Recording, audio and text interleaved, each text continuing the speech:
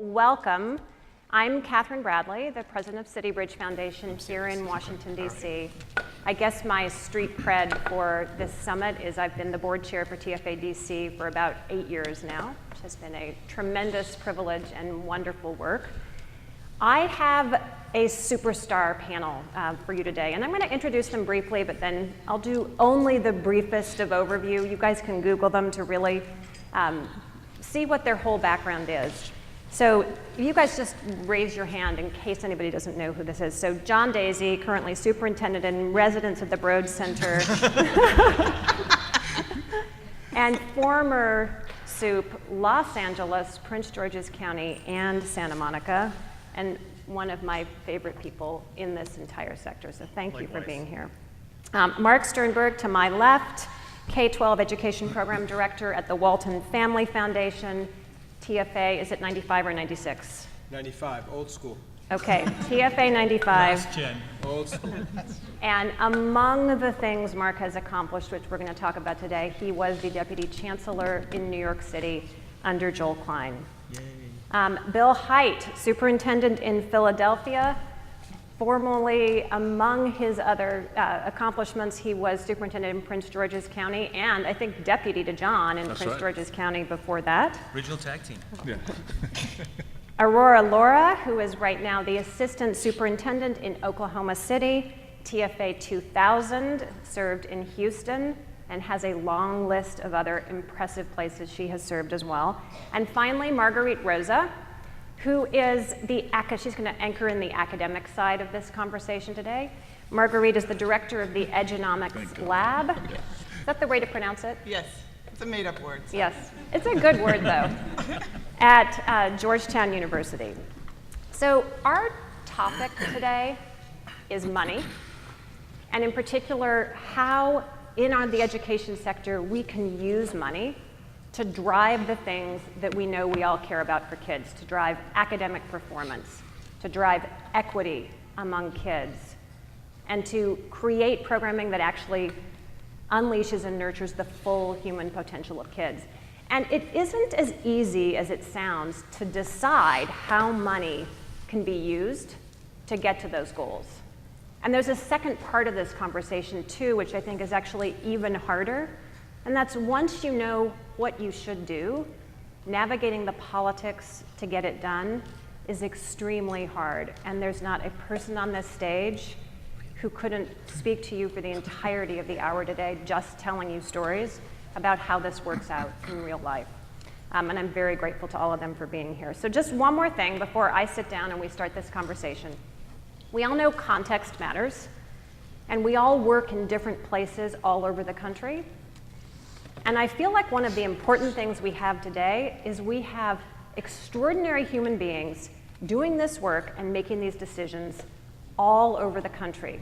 So I wrote a little list of the cumulative number of locations in the country that this panel has worked and has made these funding decisions. So just hold your breath here, and then this is definitely an audience applause moment at the end for you guys.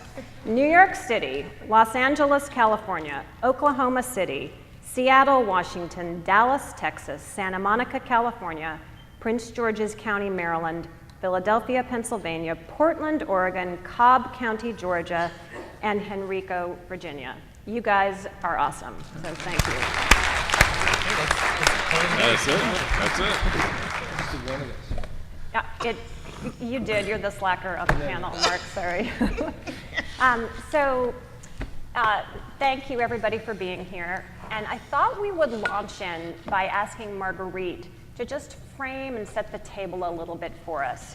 Her specialty is looking at money and how money is used to increase performance in education. And across the arc of her career, she's actually studied a lot of different theories of the case of what's the optimal way to use money, and she's landed at some counterintuitive conclusions. So I asked her if she would just start off by framing this issue for us. Thank you. So, as she said, I'm the academic in the room, so I came with a little bit of an organized history lesson / quiz for you all. First of all, I would say that having looked at finance for a lot of years, we've kind of gone through 3 phases with the third phase being very new and many people don't quite know we're in it yet. So the first phase in a lot of the late 80s, 90s, early 2000s was about looking for dollar equity, pursuing more money in education, trying to make sure that there weren't districts in states that were spending a third of what other districts have spent. And we made a lot of progress with that. We're not done. But while we did that, we were actually able to increase spending in public education in our country on average. To what average? So where are we now in terms of average expenditure per pupil in our country?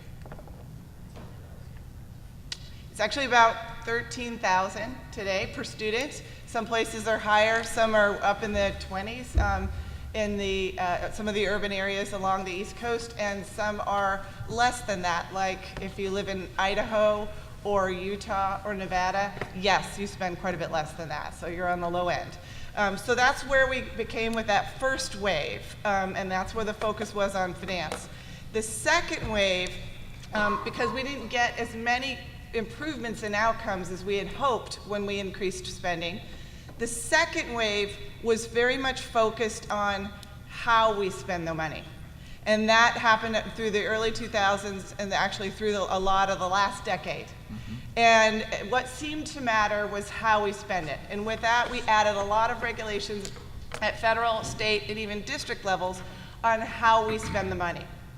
And again, we didn't necessarily get as many outcomes as we hoped.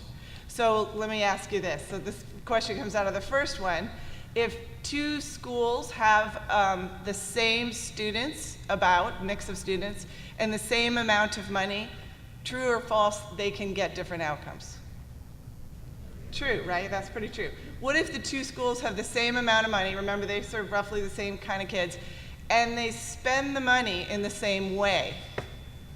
Can they get different outcomes? Yes, they can get different outcomes. So this was, if you're a finance researcher, this is a disturbing finding. Because it sounds like we spend a lot of time looking at in the money for the answers. Like if we spend it on this, we will get better outcomes.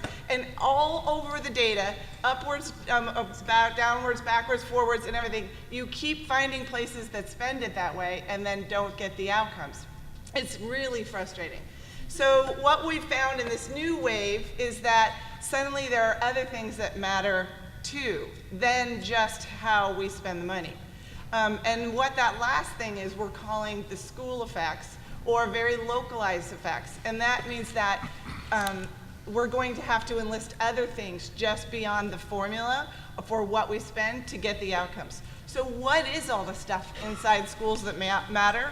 And if you were in one of my smaller classes, I would call on you and you would say things like, well, the teachers and the parents and the kids and the dynamic that goes on there and the relationships of the people. And that is all the mushy human stuff that we've started to understand matters a whole lot when you're talking about education finance. And so what we've tried to do is figure out how do you leverage that instead of ignore it? Because the last 10 years of policies have, for the most part, ignored it. We've said from the top, if you pay the teachers this way, if you structure the class sizes this way, if you have these many hours a day, if the school has a counselor and a nurse, then we should get equal outcomes, and we didn't. So the next question is, how do you take all those things inside schools and put them to work for you in the finance equation? And that, first and foremost, means not ignoring them. So I would say, newsflash, we're in a new phase around education finance, and it means that there has to be some buy-in and ownership at the school level around decisions about money, and then relating them to outcomes. So those inside buildings have to be bought in on this agenda of taking whatever funds they have and leveraging to get the greatest outcomes possible. But I will leave you with one last thing. They won't do it unless there's equity, right? You can't ask a principal, hey, by the way, I want you to do the most with the money you have. I'm giving you some flexibility, make some decisions that make sense for your school, and I'm gonna be watching your outcomes and see how that works. And the principal gets half as much money as the peer schools. So we have to have equity, and with equity on that dollar amount, it means equity in terms of higher need students come with a fixed higher dollar amount. And everybody can see what that dollar equation is. So that is your education history lesson to kick us off. That was awesome. Wow. So table the equity issues for just a moment, and let's just stay on this finding you had, which is it's the localized effects and the school's ownership of the budget that do drive performance. So is this, all of you, is this your experience as well? That we've come to a new view of the importance of localized effects and school-centered ownership? Anybody jump in?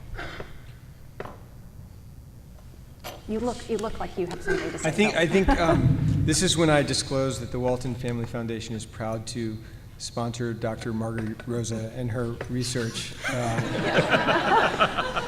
And I say this as, on the Walton side now and as a philanthropist, but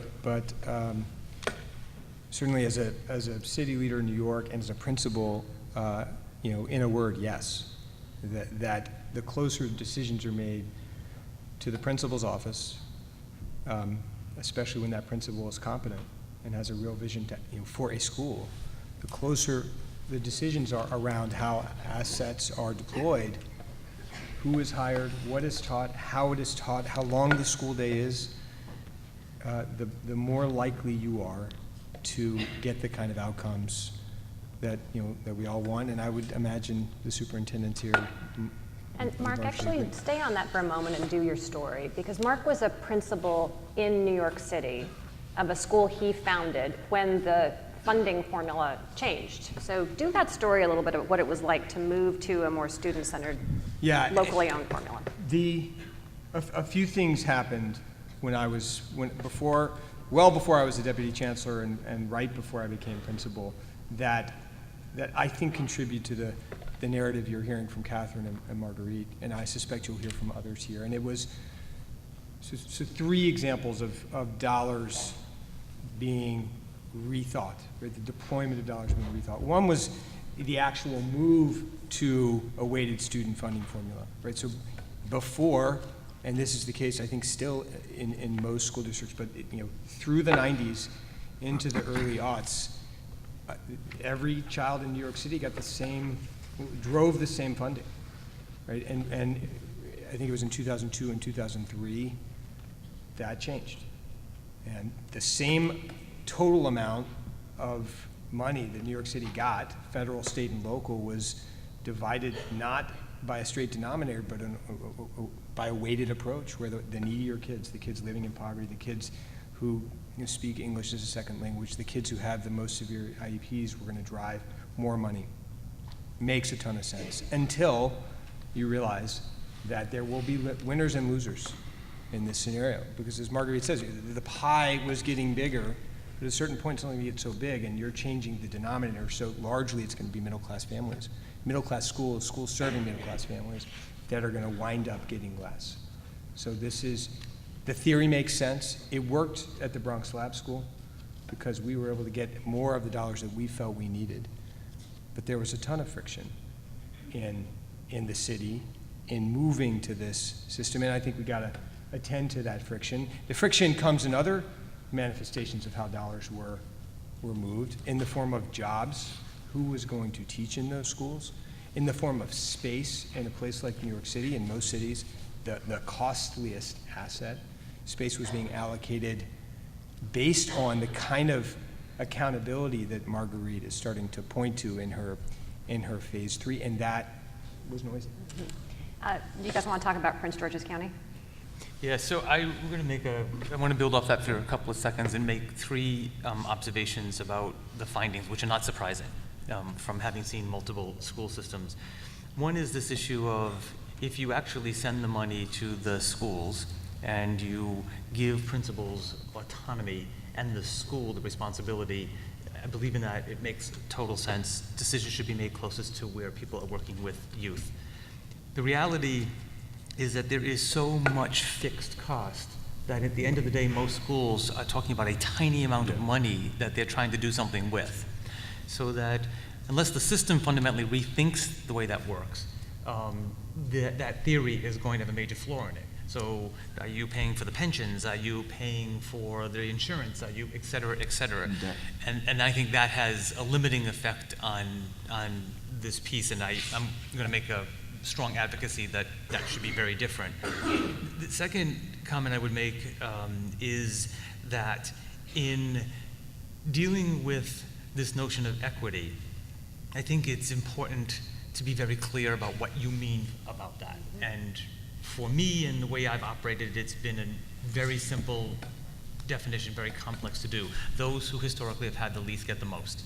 And so when there's been historic disinvestment and there has been abject non-investment, that when you flip to a funding formula that does that, which we did in Los Angeles and California, you are investing in schools and communities that have actually never heretofore had that investment, and that absolutely raises friction in enormous ways. And then can you give us an example of that? Sure, many. When in 1979, California passed Prop 13, and Prop 13 capped property taxes and then fundamentally equalized funding across schools. Prior to that, there was massive, you can imagine, like Beverly Hills looked very different than South Central LA across the state. Everyone got the same, but what happened is we equalized down. And then you went through several decades of having nothing. I actually think one of the most stunning political moves in this country was when Governor Brown basically decided that we were going to pass a statewide tax. We don't do taxes. You know, we do freedom, but no taxes. And it had been the first tax ever passed by a vote of the general public.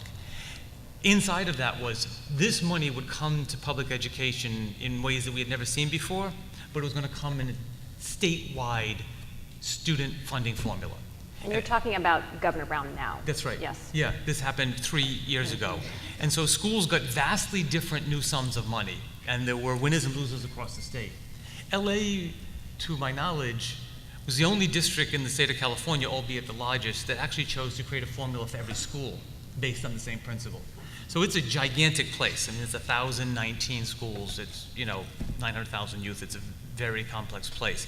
While we do not have vast areas of privilege, there are some. And if you take a look at what we created an equity index for the high schools. And so I vividly remember the number one high school, meaning the most impacted high school, and the last one. And the parent advocacy, as you might suspect, worked in the complete opposite. And so no one was advocating to support the formula, and those who saw themselves as losing historically became highly agitated, and basically there was some very painful public conversations about why is it my responsibility to help those kids? I have to be responsible for my kids. And so the finance conversation really put forth a very, very profound conversation about race and class. We did it. It was a vast change. I learned a big lesson from when Bill and I were in PG at that period of time about trying to do that. And what I learned was the moral conscience of the system is on how you fundamentally spend money and what you choose to spend it on. And it's a very public act. You were going to jump in a moment ago, Marguerite. Yeah, I was going to just add one little point, which is it's true that in schools, even if you said to the principals, here's your lump sum, do what you like with it, most of it's going to be spent exactly the way they were spending it before. That doesn't mean there's not a massive effect. And the effect is from the ownership. And so what we've seen in working with school principals is that right now, many of them across the country are in compliance mode. They give me this and this and this. I don't think it works, but whatever. And or they sent us this new program, or I have this lousy librarian. Okay, all I can do is contain her in the library, and I'm not going to do much. The minute they say, "Here's your money," then they say, "Wow, that's how much this stuff costs." Hey, librarian, it's time for you to roll up your sleeves and help with the reading agenda here. Or I know they gave us this this curriculum for high school readers who are behind, and it's still sitting on the shelf in the packaging, and we haven't used it. because I can't believe they sent it to us. It wasn't our choice. Well, when it's our choice, we might have bought the same exact one and rolled up our sleeves and got really excited about it. So it's not even just the change in decisions or the customizing of the spending, which can happen. It's the way human beings behave in a system where they have more ownership. And so I was a math major. This was not the area of the world I thought I was going to go into when I was studying finance. But it turns out when you study finance, you're actually studying really human behavior. So I got stuck doing it. So that's what we're learning about this, because the data didn't perform in the way we anticipated. Can I just, one point, Marguerite, I know. Pull the mic over. Yeah. I think that there's an echo unless we have the mics right in front of you guys. So. The only point I'll make, I of course agree with what you're saying. I guess the question I ask is, backing up, has the effective principal been asked whether that librarian belongs in the school at all, or whether the teachers that he or she has on staff are the right ones for the vision that has been set out for the school? And very often, the answer is no. And 80% of the cost at the school reside in the compensation that you are providing for the most important thing you got, which is your faculty. So make a plea that autonomy and authority have to come together. Right. And so that the body of the school, the leaders of the school, the faculty of the school, the custodians of the school have to have the authority to actually make changes when they're given the autonomy to have control. And it has to be a clear through line to outcomes. And I think that's one thing that's really important. And as I think about this, and Marguerite, I wanted to talk about the school effect. But before we do that, John and I started in Prince George's County looking at a way to create student weighted. And we ended up in 2012, long after you were gone, but just before I left, with a student-based budget.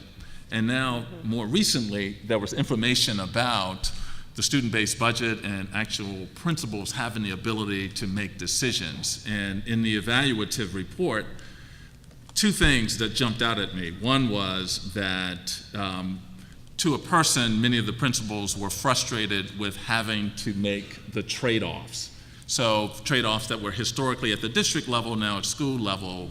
Now at the school level, there was a frustration. Here's the other thing to your point, Mark, was that all of the teachers, all of the principals or schools, it was just a small percentage of the schools who were actually able to staff their schools differently and address those individuals in their schools that they felt like were not effective. And as a matter of fact, the overwhelming response was that that approach, although they had the flexibility and autonomy, did very little to provide them with flexibility to restaff and to deal with those individuals who were either ineffective or very effective. And just real quickly on the school effect, and I think that to Marguerite's point, the school effect I think is really important, and it reminds me of a visit that one of our assistant superintendents and I did at one of the state correction schools. So it was a school at the correction facility on State Road in Philadelphia. And it's easy for us to talk about money in Philadelphia because we don't have any, right? So that's real easy. But at the correction facility, and I get how much we spend to house children in that facility, but we met with about 17 young men. And in that meeting with young men, and most of them were at high school age or they were graduating. Here's the school effect part. Many of those young men said it was the first time that they enjoyed their school experience. And just think of the irony of that it wasn't until young men were incarcerated that they feel like they had individuals who expected them to do certain things, who cared for them, who loved them. John used to always talk about, let's show children we love them. But it was a powerful statement to me around the school effect. And that's irrespective of money, because I told you we don't have any in Philadelphia, and the same cuts that happened at all of our schools also happened at the correction facility, at least for their educational program. And so I think we have to account for what these things are and the environments and the culture and the approaches as we think about children. Yeah, so John, a moment ago you said the autonomy and the authority, or maybe Bill said this, have to be together. And so we're describing something without naming it, which is really the governance structure of a charter school. And do we think that the traditional public system is going to move in the governance direction of localized autonomy and authority, the way we see in the charter sector? You won't think this is controversial. It is for the room. So I think I'm hearing two things in your question. One is, what do I think is going to happen in the United States? Do I think that the traditional system will take some lessons from the charter sector? I hope so. I'm not expecting that to happen soon, to be clear about that. I think a lesson that we learned, particularly in LA, which to me has been fascinating, was the introduction of as many models as possible. So we went for a portfolio approach, very strong charter sector, highest performing charter sector in the US by the Credo study at Stanford, very proud of that, and very, very large. Then there were 9 other models, but the one that came forward by far was pilot schools. And pilot schools was a model where if the faculty chose to, by a majority vote of that faculty, they could then basically write their own teacher's contract with everything. They could restructure school in any way they saw forward, except they had to follow, you had to do your earthquake drill, and you had to follow Title I rules. Otherwise, everything was open to folks around this. And it came with elect work agreements. So every year you were either elected to return to the school or you did not. And it was capped. There was only so many allowed to do that. The pressure that system went through to get that cap removed was really fascinating to watch. And what I saw was that faculties superseded both their representation and, in many cases, the want of governance to have as many of these as possible. And they quadrupled overnight as soon as the cap was lifted.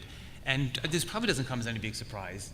The highest performing sector of the traditional public sector was when they had both the authority and the autonomy and total budget. So they got one giant lump sum, and they could have had 3-to-1 in kindergarten, 50-to-1 in 5th grade. I mean, I'm not being absurd for the point. They had total authority to do whatever they wanted with that. And when they made decisions, because it was their money, and that ownership was so powerful, results actually followed. That was pretty astonishing. Right. So I want Aurora to jump in, and you can refer to that, but I also want to just frame for the audience a tiny bit what you're doing. Okay. So Aurora is in Oklahoma City. Oklahoma is a state that is highly dependent on oil and gas, not going so well as a sector right now. So she was given a mid-year find more money, take money out of the budget assignment, and a big assignment to take money out of the budget for next year too. And the way you're working through all these issues, I feel like is a case study about the way everything comes together. So definitely respond to John, but then I want the audience to hear what you're doing. Okay.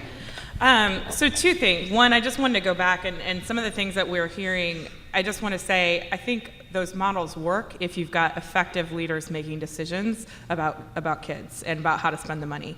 And the problem is we don't have effective leaders in every single place or every single school. And I just want to give a specific example.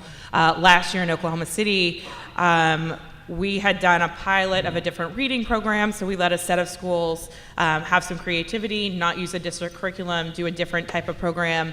And we actually had our research and evaluation department evaluate the effectiveness of this different program. And they looked at where it was implemented well, matched the kids, similar demographics and all that at a school that didn't have this program. And the research study at the end of the year came out and showed that kids in our district curriculum outperform kids in the special program. The data was really clear. If you're getting that other program, you are not learning to read as well. And so we announced that we're going to discontinue the pilot. We're going to make sure that people are teaching district curriculum. And one of my principals came to me and said, okay, I'm really clear that you are not going to fund it, but can I use my school funds to keep doing the ineffective reading program? And I was like, why? And she, you know, she started giving me all these reasons, and they really liked the person, and she became friends with the vendor, and like all this stuff. And I was like, are you serious? Like, why would you continue to use school funds in a program that we just said is not effective? And I said, until you can come back to me with a data-based reason, the answer is no.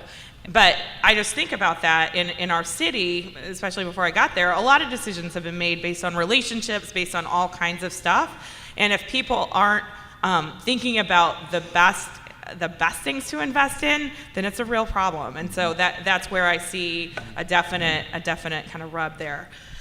With the situation in Oklahoma, so our state announced that we had a revenue failure, and suddenly in the middle of the year, they said, you know, we had given you our projections. We said this is how much money you're getting per student for the remainder of this year. So we went ahead and hired teachers on all that. And then they said, we're going to be short, and so we're just not going to finish paying you. And so as a district, we're now facing having to, we're going to be $10 million short to close out this school year over the next months just to pay payroll.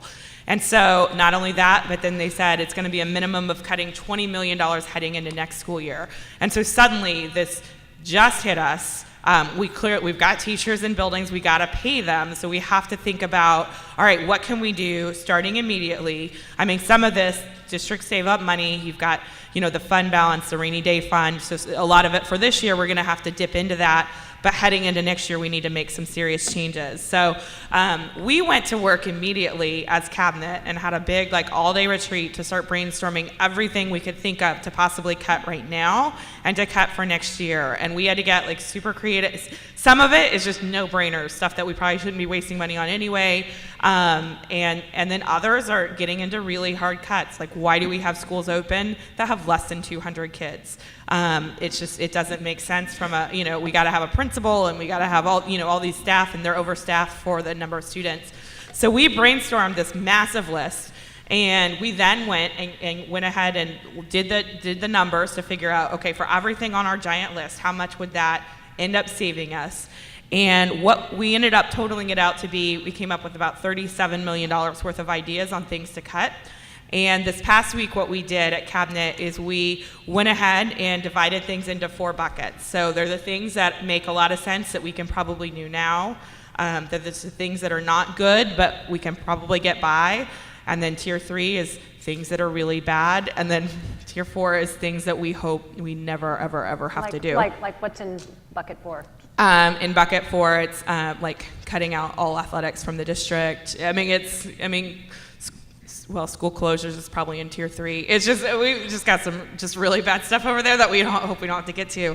And so what we're doing next is we're going to go through the tiers, go ahead and rank them. And part of what you have to think about when you're doing the tiers, there are things that make sense. We got to think about impact to school, but we also have to think about the politics and how much drama and blowback is there going to be if we announce X. And with that, you have to consider how much money is it going to save for the amount of drama it's going to cause, because there are some things that you just, if it's not going to save you very much money, you just don't even want to go there. And so we're in that process right now. We're going to probably finalize our budget in the next month with our ideas for how we'll cut $20 million heading into next year, and we'll take it to the board. But it's tough times in Oklahoma. So can we? It's amazing hearing the detail about what you're leading and what you're doing, Aurora. Can we talk about the politics though for a minute? Because I think all of us who do this work collectively, there's a part of our brain that wants to say we shouldn't be even considering the politics. We should do what's right for kids. And of course, that's just not a realistic frame to have, because the politics keeps you from doing what's right for kids if you don't manage it right. So can we just do the detail a little bit? What specifically are we talking about? Because it's interesting for the audience. When you say the politics gets in the way and we have to weight the amount of blowback. Let's just put this one on the table. When California went through the Great Recession, and granted the numbers are big because we're a big district, we were laying off 10,000 employees at a clip. And our class sizes were to about 41 to 1. I mean, the state was a state-funded system, and it was a disaster. We know what happened. What emerged was a very, very, very public and now national debate about quality blind layoff. And it disproportionately affected schools of greatest need and peril, It's where our most youngest, not chronologically, but by order of employment, employees went to. The district had worked unbelievably hard to make it the most diverse set of new employees, and they were like wiped out. So you'd have schools that would lose 80% of its faculty. And it led to a series of litigation that it is a disparate effect on the most imperiled youth when you do quality blind decision-making around that. So needless to say, that was a highly political But issue. I think everyone knows what you're talking about, but just what was the political pushback? But Why what was this- quality let's- blind? Go ahead. Can I just Marguerite. point out that doing these centrally, making the district decide what stays and what goes, and considering drama and everything else as a factor, is a way to set up the district as the target for everybody's unhappiness. And so you just put a target on your forehead and said, we did this. And somewhere you did a bad job of it. I'm not saying across the board, but somewhere you laid off the most important person in a building. And it may not have been intentional. It may have been just in the way we cut our paraprofessionals across the board, but somewhere there was a paraprofessional, and somewhere those people are really disgruntled. And they galvanize all against the same target. And the other model is to put whatever money you have out to the schools. Maybe it's less money than you had the year before, and let the schools decide. And then you get a range of different decisions. I'm not saying that, John, in your labor contract environment, that is even legal, but legal, other right. districts in California have done it. So districts in California were able to do that after the court decision came out in LA, which allowed people to actually make non-quality blind layoff decisions. Well, actually, before that, different districts have different layoff agreements in their labor contract. No, I'm referring to last in, first out is a state law in California. It's a state statute. That was what was struck down in Vergara. I know that, but in some districts where they use student-based allocation, meaning the way the district's deciding how to deploy its resources isn't, I will buy this many nurses and this many teachers. They're saying, instead, I have this many dollars, and there are this many kids out here of each type, and I'm dividing them up by kid type.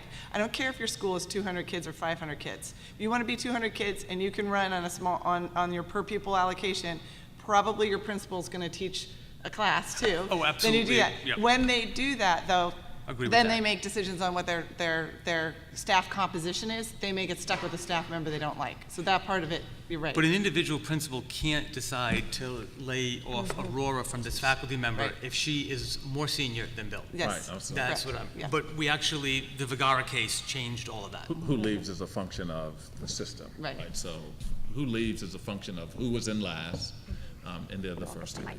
I'm sorry. Yeah. Well, and I also want to say, I mean, that also, you have to see whether the schools are even staffed equitably to start with, because in districts, there are schools that get special allocations or whatever, and maybe have had it for a long time. And I'll just give an example. In my district, and when I started last year, what I realized is that certain schools, and mostly it was the more privileged schools in our district, had a lot of bonus arts allocations, including elementary schools with like 3 full-time arts teachers, whereas we had other schools with 1 day of art. And any school could kind of declare themselves a special art school, and then our district for a while had just given them a whole bunch of bonus FTE. And so what happened is last year I went to go make a change to this because more schools wanted to be art schools. We didn't have any more FTE to kind of spread around, so I said, okay, let's take the pot of bonus arts teachers that we've been giving and let's divide it up among all the schools that would like extra art, because you know what? There's a lot of schools that would like extra art. So I worked to make a new schedule and ended up and I talked to my superintendent and we were like, okay, let's just reduce the schools that get a whole lot by just a little bit. Let's start taking baby steps and give a little bit of extra to some of the poorer schools. And so I ended up reducing arts at one school by 1 day. Okay, they still had like 2.5 bonus FTEs, but I just took 1 day away from the rich school and added it an extra bonus day to a poor school, and you would have thought that I had just done something so scandalous. People started sending hate mail to the superintendent, they sent hate mail to the board, they started stalking the board members, people were attacking me, everyone's like, you don't care about our school, like you're trying to ruin us, like why are you taking away our arts teachers? And we kept explaining from the equity perspective, this really isn't fair if we look at how we've been allocating across this district. And you know what? Like, people didn't want to hear it.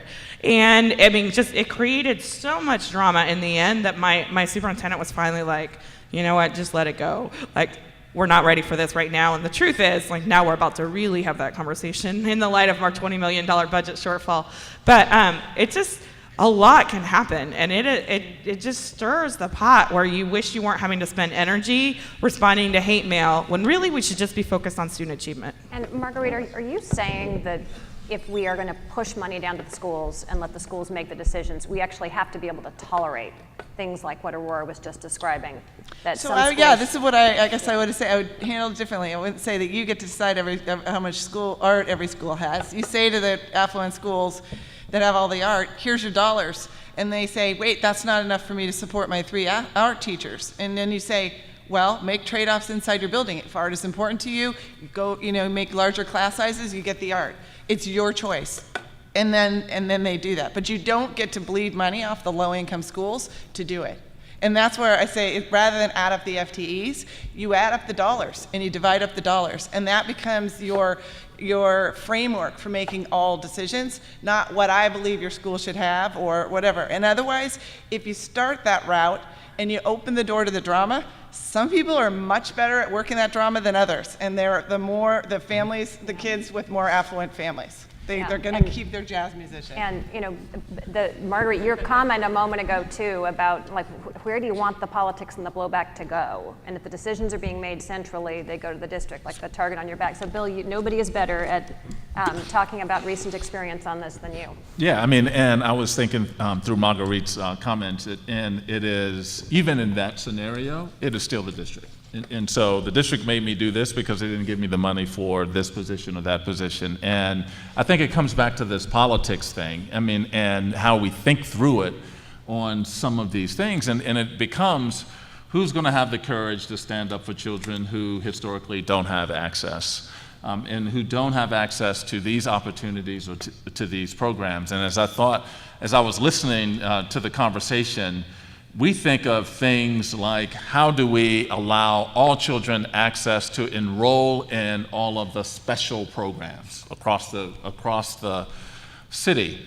And let's take one approach so that we can actually match children's interest to actual programs that were there. The individuals who shut that down were the individuals who were already in those programs.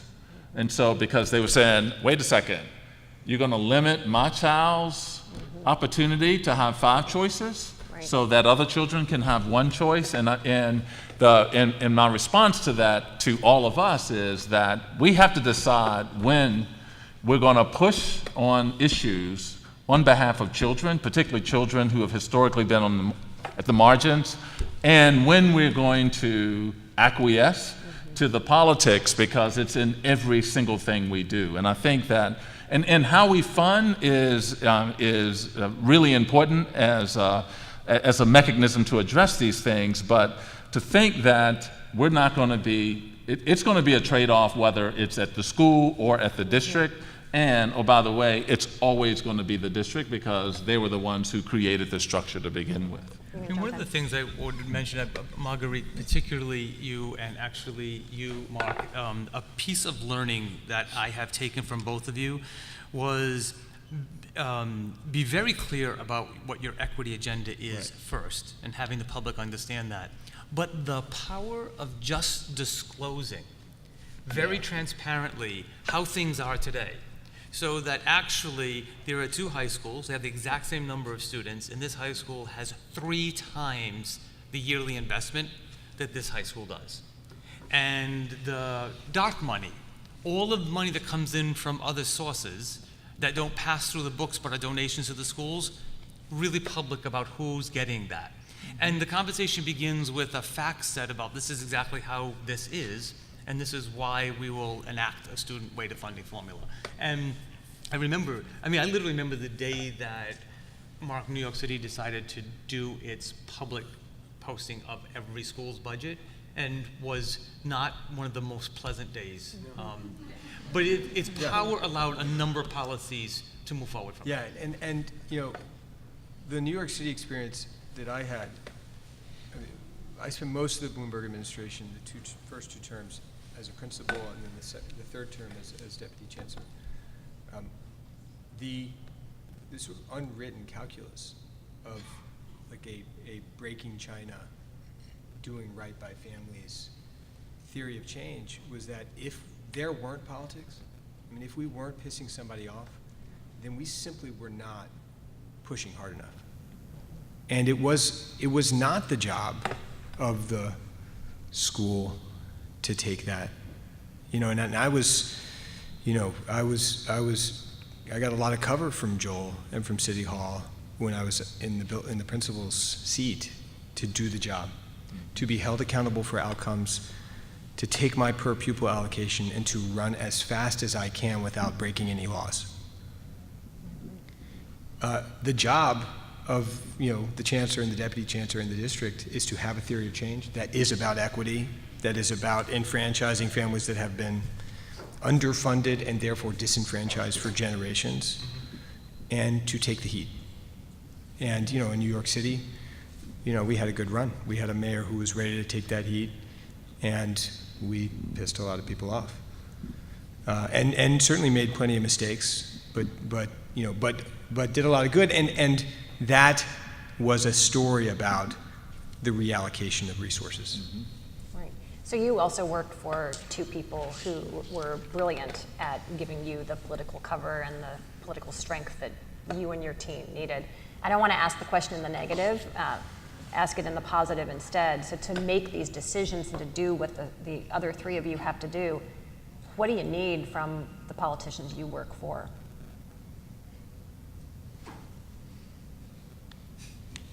There may be no way to answer that with, and I'm not trying to have that, I'm not asking for a bad story.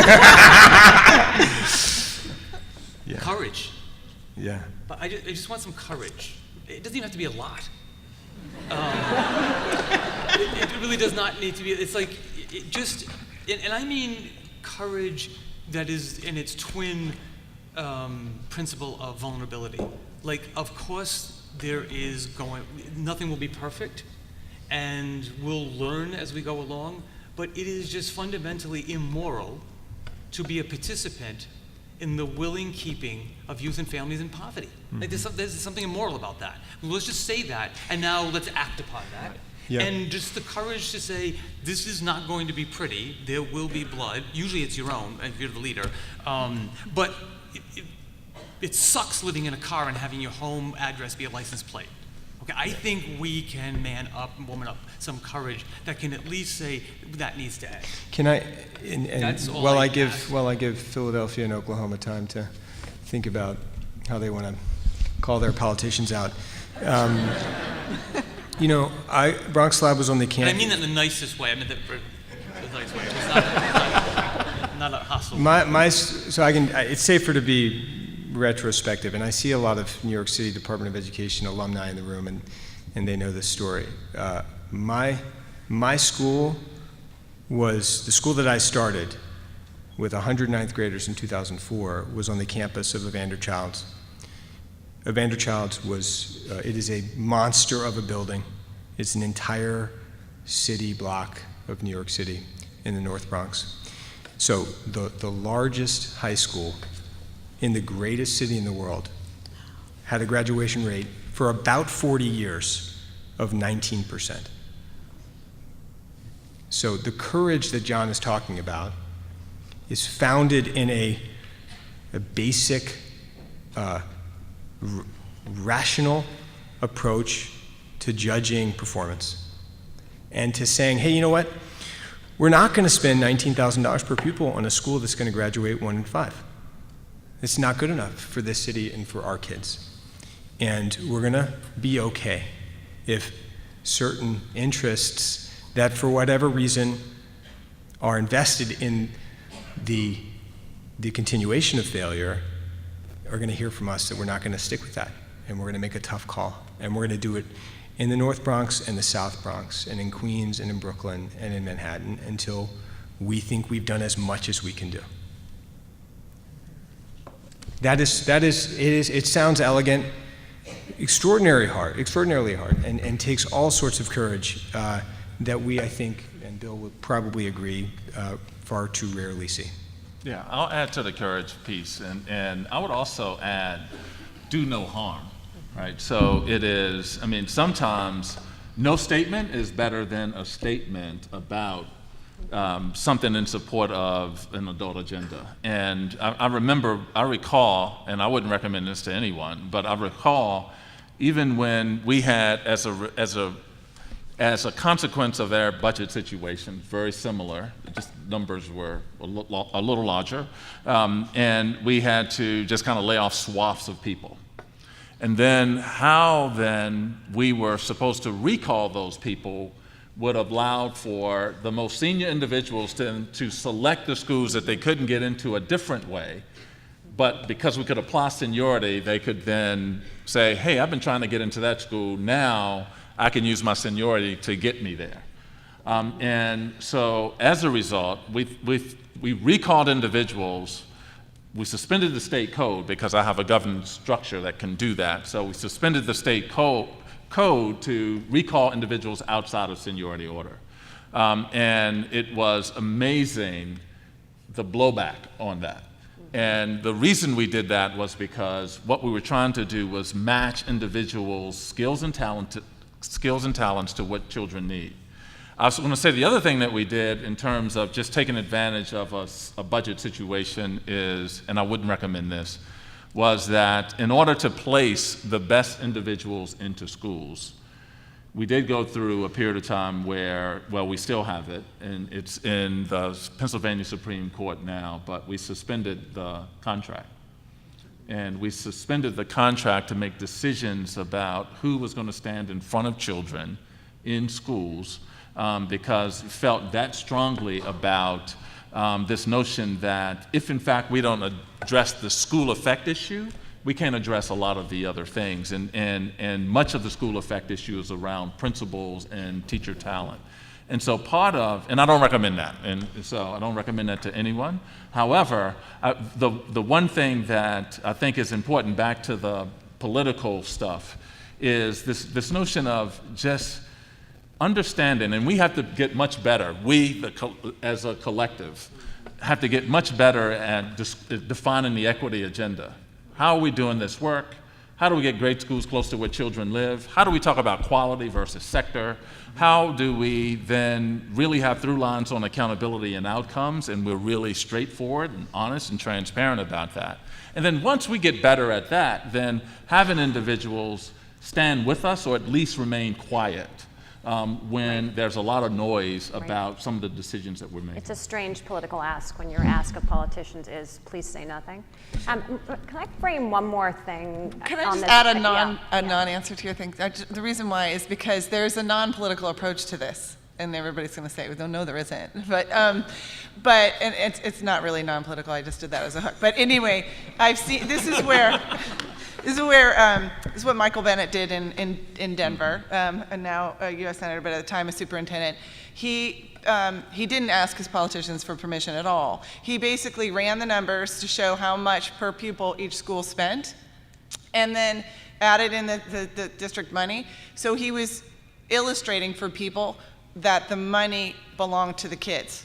And then he realized some of the schools didn't get all the money that belonged to their kids. And so he knew darn well that the board was not going to be supportive of a redistribution. All the people that elected them were coming from schools that were getting more than their share of the money that belonged to the kids. So he took his report over. If you've been to Denver, there's a part of Denver Public Schools that's close to the airport. It's like an hour away from the city, and it had a lot of low-income neighborhoods around there. And he went out and met with the neighborhoods and said, here's the data. You're not getting all of your money. If I were you, I'd be pissed. And then left it. And basically started a brush fire, right? So it's, again, a bottom-up approach. They all said, well, what are we supposed to do about it? He said, well, I don't know. If you were an affluent community, you would show up at the next board meeting. Go about your way. And they all marched in and said, why are they taking some of our money?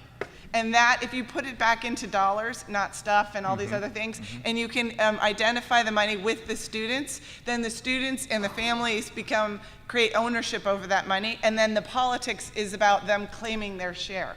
And that's just a different way than asking your board or your politicians, may I have the permission to do this? Yeah, so I feel like until we have language to describe some of these things, we don't have a good way to talk about it with people. And John, in our conversation on the phone, you were quoting Marguerite, and you gave me language that for me just summed up this issue. And what you said, coming out of Marguerite's work, is budgets, I'm gonna look down to try to get it perfect, budgets, if left by themselves, tip toward privilege.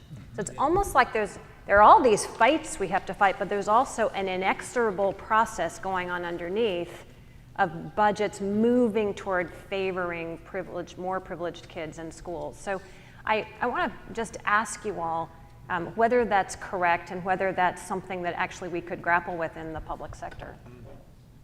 Yeah, I think that's why you need the transparency, because that's a counterforce against that that drift that we would have. And the drama that we've all been talking about, it's so powerful. I've witnessed it many, many times. And if we factor that into our equation and say, well, this is gonna be hard, or this is gonna be hard, instead of saying, no, actually, I'm gonna go back and carve up my dollars and decentralize the politics down to the school level, then you've at least gotten the right amount of dollars at the right building. If you then hold the buildings accountable by publishing their dollars and their outcomes, then you enlist that humanness that we started off this conversation with today toward the effort of getting those outcomes. And if you let their communities see that, then the communities ideally are a political force on their own schools. Mm-hmm. I want to just introduce one notion, and John, sorry to cut you off there. I think, of course, that's true. Of course, budgets will tilt toward privilege, and this is something that, that the sector, that the philanthropic community, that all of us care very deeply about, and we attack that by trying to find ways to empower disenfranchised voices, to put them out in front. And frankly, I would say that the dynamic that you talk about, John, is true because historically we haven't been great at that. Right. So that is a self-critique and something that I think I certainly hope Walton can find ways to reverse. I will also add, and then John, please, the antidote to this, in my view, is choice. That there is not a fixed assignment of a family to a school, which of course is what drives the dollars. I mean, because we are no longer in phase 1 of Marguerite's construct, we are in phase 3, where overwhelmingly dollars are apportioned on a weighted student approach per student. The student attends the school gets the dollars, and increasingly the school has autonomy on how to spend those dollars. When a family chooses which school to go to, as opposed to being told where to attend, that family, whether they live on the Upper East Side or in the South Bronx, that family is in charge of the allocation of dollars. So that is a further disruption to an establishment that I think rounds out the kinds of accountabilities and autonomies that Marguerite and others here are talking about. I mean, the comment was yes, and I think the comment I wanted to add to this notion of voice and the difference between advocacy and agency. And I think I have come to believe and have acted because of the power around this issue. And that is not only, I think, is legitimate, I think it's absolutely the obligation of the system to actually use system-wide money to help build deliberately the voice of groups and communities, and particularly youth who heretofore have not had the voice, to actually train them to push back on the system. And so the notion of the power of youth voice and its deliberate funding and basically helping people understand what is available in other places that's not here and how to demand that, to help people understand and be able to find their voice to challenge the system itself, is an actual, I believe, a very legitimate use of the district money. Not widely popular, but very legitimate. And so I am a believer that that knowledge is the underground currency of privilege. And then when knowledge actually can be publicized and socialized across an entire community, that in and of itself is a very powerful effect to drive an equity agenda around that. And I have personally think there is nothing more powerful than when youth develop that. So I think about advocacy as someone speaks for someone who hasn't developed their voice yet. Agency is the willful development of the person's voice to actually agitate the leader or the system. And I think that agitation has to be about, or cannot be devoid of quality or a conversation around quality. And I think about that in the context of Philadelphia. And I think about Mark's comments about choice, and just recently we released a framework that showed all of our schools, across all 300 schools, district and charter, and 80% of the schools fell in the bottom 2 tiers, 80%. Not the top 2, but the bottom 2. And that was across sector. And so I think that this notion about agency and creating the agency to push on the system, I think we have to think of the system more broadly in terms of who's educating children, what are those choices, and how do we define quality? And how do parents understand quality in many of these communities that have been disenfranchised for years? We have a lot of work to do. We have a little more than 10 minutes left. I'm going to ask Aurora to close us out, but we will then do Q&A for the last 10 minutes. There's a mic right here in front. Anyone who would like to can start lining up as I'm asking Aurora to close, because I'm going to ask her to close with her personal story. We are here at the 25th anniversary TFA Summit. She has one of my favorite stories ever of what was the moment you decided to go into this sector, to go into this work. And Aurora, will you close us out with that story? And then anyone who would like to, mic in front, can start lining up. Yes, so I graduated from high school in El Paso, Texas. I went to a low-income Title I school on the border. And my experience with that, I mean, I made straight A's in high school, and graduated valedictorian, and went on to college and realized how unprepared I was to succeed in a university, even after being valedictorian of a large high school. And it was my first semester of college, and I was in an honors English class at the University of Texas, and they went to pass back our first essays, and I had never not had an A on anything in my life. And when the professor was passing back our first papers, he got to me, and he tore up my paper in front of the class and threw it at me and said, "Who taught you how to write like that?" And I almost started crying. I mean, I never experienced failure like that. I was so embarrassed. I graduated top of my class, and I wrote a beautiful 5-paragraph essay just like they had taught me in all my test remediation classes in high school. And it was that moment that I was wondering, like, can I even do this? Do I even want to? Like, I'm so embarrassed. How do I even come back here? I don't know. And I called my mom crying that night and just told her I didn't know if I wanted to do this. Maybe I wanted to go back to El Paso. And she encouraged me to go and get help, go to the writing center, get tutoring, and turn my situation around, and I did. But for so many of my colleagues, or my fellow friends from high school, very few of them actually made it out of El Paso to go to college. And those that did had very similar experiences to me in their first semester, and a lot of them dropped out of college and went back. And it was when I finally graduated from college, being one of the few from my high school that did make it through, actually it wasn't 4 years, 5 years of college, I realized, like, what a disservice we do in America by not preparing kids for success in whatever field they want to go into. And it broke my heart that, because I knew the kids from my high school absolutely could have gone on had we been prepared better, and had we had access to stronger teachers and better curriculum materials and people with higher standards. And so that was my decision. Although I did not study education, I felt like I was so angry at the system that had doomed so many kids to failure that I decided I wanted to go and join Teach for America. And I taught for 2 years. I wasn't going to even stay in education, but I taught for 2 years in inner city Houston, and that experience changed my life by showing that kids from low-income communities absolutely can achieve at high levels when people hold high standards. And that's when I decided not only did I want to stay in education, but I wanted to go on to change the system from a broader perspective, eventually as a principal and now someday as a superintendent.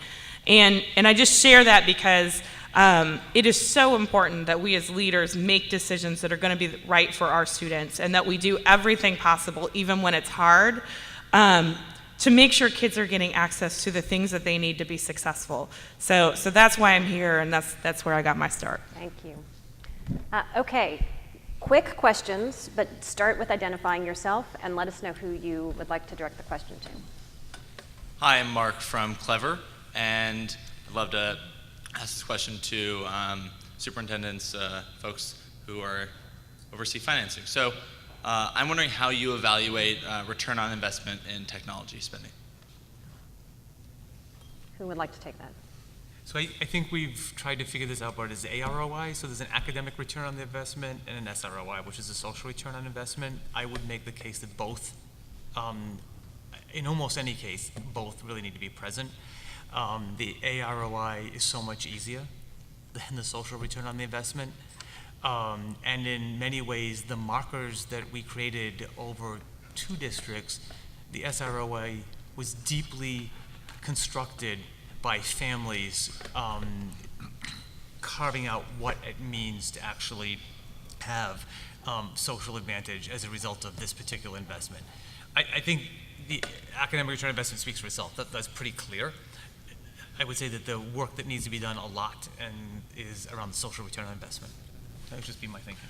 Yeah, and we haven't formulated a mechanism about returning on, ROI on technology spending. We just knew we needed to replace some technology that has been in place for so long. So you come in and look at a student information system, it's a true story. It is a green screen with a blinking flash on it. And we have teachers whose last new computer was 14 years ago. And so part of this, in classrooms with technology that doesn't provide children with access to all of the various things that are out there for intervention or enrichment. And so part of our investment has been intentional around just ensuring that young people have the right access and our educators have the tools they need in order to have access to those. To put a granular point, there's so much of LA, our youth, awesome, phenomenal youth, who just currently are not documented. And so therefore, you can't even have internet because you can't declare an address because you can't declare. But we're stuck in phase 2 though, right? Because we're believing that this particular expenditure gets us this particular outcome. And it doesn't scale. Technology works in one school and it doesn't work in another. Every time we look at the data, it's over and over again. We get the exact same investment in technology and get different outcomes from it because of these scale effects. So you have to wrap in the rest of the human stuff at the building before you can get a return. Which is to say, the only high return investment on technology will be when a school team decides that what they're going to do, where they're going to spend those dollars are meaningful and are going to be purposeful about how it is executed. Otherwise, I would agree with Marguerite. Most of the spending is not going to be high return. Okay, Thanks. great question. Let's try to get 3 more in if we can. Okay, I'll do my best to be quick. My name's Garrett. I'm from New Jersey. I live in Brooklyn, New York currently right now. New York City, right? Largest and most racially segregated school system in the country. 1903, the great W.B. Du Bois said the problem of the 20th century is and will be the cutter line. 2016, the problem of the 21st century is and will be the color line.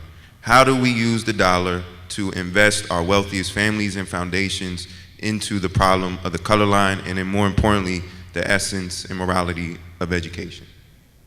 Great question. Bill, you want to take it? How long do we have here?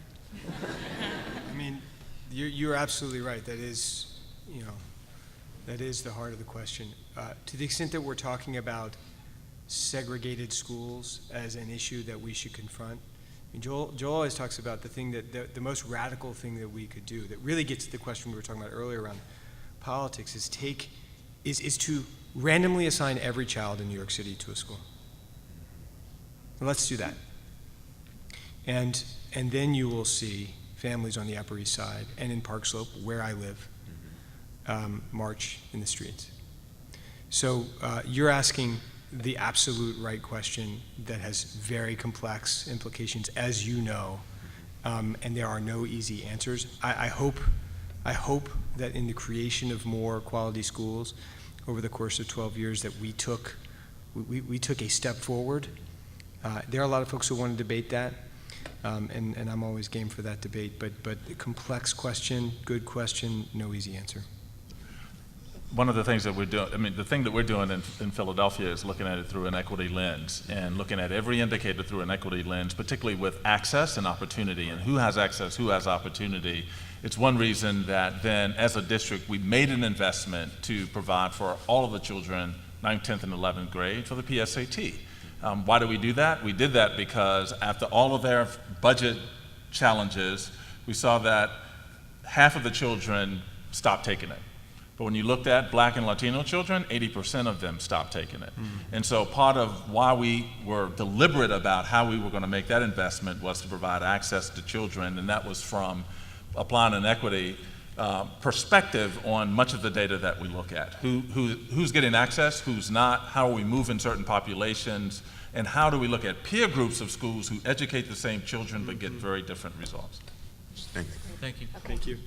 And I am so sorry to say this. This is going to have to be the last question. But wait. The other two of you, talk to us as we're exiting the room, because there are strict rules about all of us leaving. So don't not get your question asked, but let's do it as we leave. So last formal question. My name is Lonnie. I grew up in Newark, New Jersey, but now I teach out in Richmond, California. And even 3,000 miles away, both districts face the same issue, which is even when Zuckerberg gave $100 million to Newark, right? And it didn't work because at the end of the day, schools still have huge overhead costs, whether or not you're still paying for pensions of teachers who worked 50 years ago. How do school districts get around overhead costs and fixed costs so that more money goes towards students? Only in education do we consider labor a fixed cost. Just so if you were back and took an economics. So that's an interesting thing, but it is sticky in education. And we do have some pension bills that we would owe. And we rack them up, again, more and more every single year. So one thing I would do, this is deficit spending that we're doing, like we're not paying the full cost of a teacher each year, we're saying I'll pay that later, is I would push all that back down to the school so they can make the trade-offs there themselves. But then they gotta own the debt for that. And that's right now why there's no pushback on it, because there's no visibility into the consequences of the decisions that we're making for the kids in the building. So that's how I would do it.